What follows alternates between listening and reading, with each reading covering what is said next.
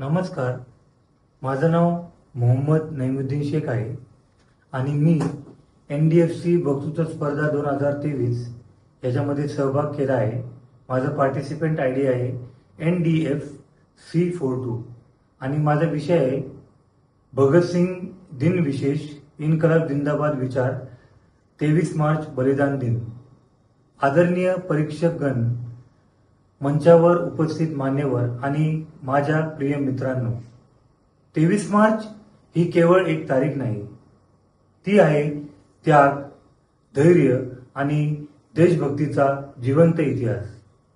23 मार्च 1931 रोजी शहीद भगतसिंग, शहीद सुखदेव थापर आणि शहीद शिवराम हरी राजगुरू या 3 तरुण क्रांतिकारकांनी हसत हसत फासावर चढून मातृभूमीसाठी आपले प्राण अर्पण केले.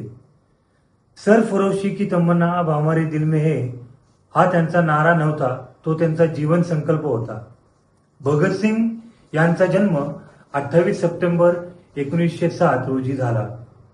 लहानपणापासूनच त्यांच्या मनात देशभक्तीची जाज्वल्य भावना होती. जलियांवाला बाग हत्याकांड या घटनेने त्यांच्या विचारांना नवा वळण दिला आणि ते स्वातंत्र्य लढ्यात उतरले.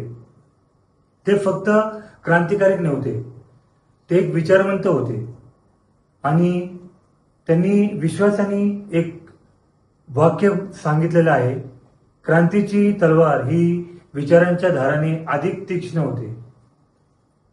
1929 मध्ये बटुकेश्वर दत्त यांच्यासोबत त्यांनी केंद्रीय विधानसभेत बॉम्ब टाकला, पण त्यांचा उद्देश हिंसा नव्हता, तो होता एक संदेश.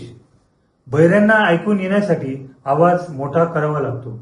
मित्रांनो, जरा विचार करा, जेव्हा एखादा तरुण 22-23व्या वर्षी मृत्यूला सामोरं जातो, तेव्हा त्यांच्या मनात देशप्रेमासाठी किती अपार प्रेम असेल. इन्कलाब जिंदाबाद हा केवळ नारा नव्हता, तो अन्यायाविरुद्ध उठणारा आवाज आहे. तो आपल्याला शिकवतो की चुकीच्या गोष्टीसमोर गप्प बसण्याचं नाही, तर सत्याच्या बाजूने ठाम उभं राहायचं. आज आपण स्वतंत्र भारतात जगतो आहे, मोकळेपणाने आपले विचार मांडतो. हे सर्व शहीद बलिदानामुळे शक्य झालं आहे. आणि आज एक प्रश्न आपल्या समोर उभा राहतो, आपण त्या स्वप्नातील भारतात घडवत आहे का? आजही समाजात भ्रष्टाचार, अन्याय आणि असमानता दिसून येते. अशा वेळी भगतसिंगचे विचार फक्त आठवणीत ठेवणं चालणार नाही, ते आपल्या आचरणात आणले पाहिजे. शेवटी मी आपल्याला सांगेल की आपल्याला देशासाठी मेहनत करावी लागेल आणि देशासाठी त्याग करावा लागेल. कारण बलिदान फक्त रणांगणातच होत नाही. एक सैनिक सीमेवर, एक शेतकरी शेतात आणि एक जबाबदार नागरिक आपल्या कर्तृत्वाने देशाची सेवा करतो.